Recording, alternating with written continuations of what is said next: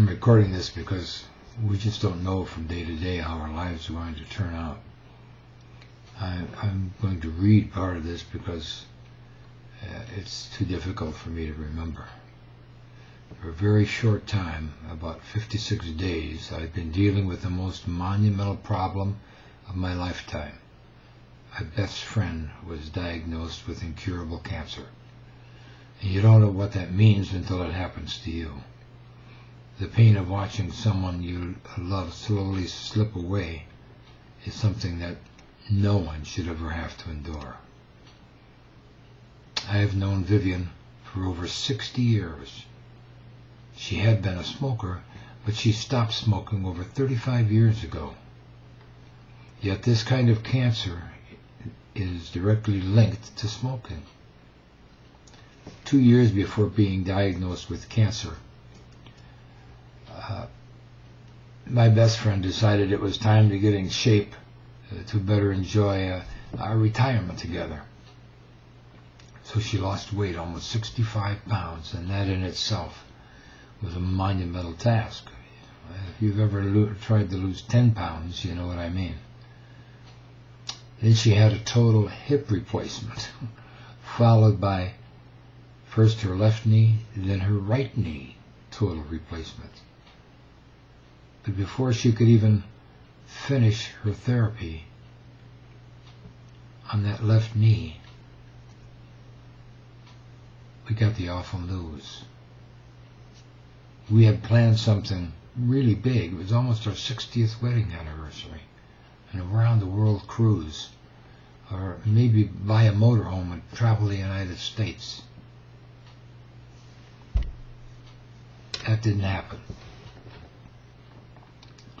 My best friend, my buddy, my pal, my wife of nearly 60 years was in deep trouble. And all I could do was stand helplessly by and pray.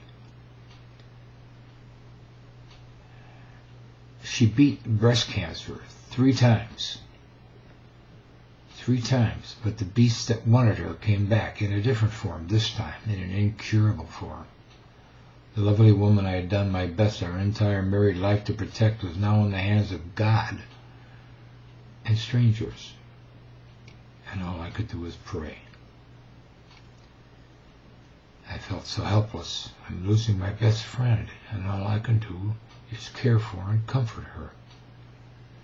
This insatiable beast called cancer that was devouring her could not be stopped, and all I could do was pray.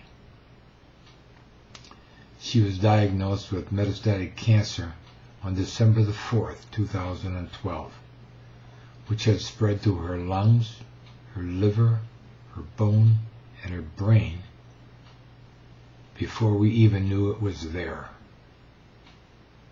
Between the chemo and the radiation, her other organs were being bombarded with all kinds of poison, which was meant to kill the beast. But then it made these organs easy prey for the beast to attack, and it wasted no time in doing so. She put up the greatest fight I've ever seen. She took the radiation, the chemo, and all the pills and all the pain, and never complained. She knew that the beast would get her, but she wanted to fight like hell to try and beat it. She knew the pain, the humiliation of losing her hair would only add a few months, at best.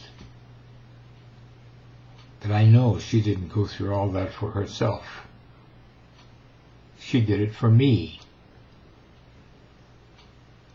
Sometimes she would cry at night and tell me she didn't want to die because she worried about me. And she didn't want to leave me alone. Knowing how she felt now makes the pain of losing her even harder to bear. I was at her bedside, holding her hand just after midnight, the morning of January the 28th, 2013, when the beast finally got its prey. The cancer let me have her for a mere 56 days from the day it was diagnosed before it took her. Just 56 days. I never would have believed it would take her so fast. I thought, as the doctors told us, that with proper care and treatment, she would have 8 months to a year. But just 56 days. She was the other half of me. Now I am only half of what I was.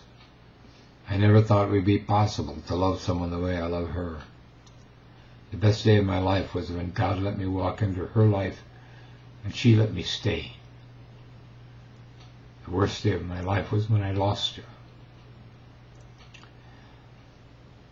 If you are lucky enough to find a love like that, you better cherish it and nourish it and be thankful you are lucky enough to be one of the chosen few in that world.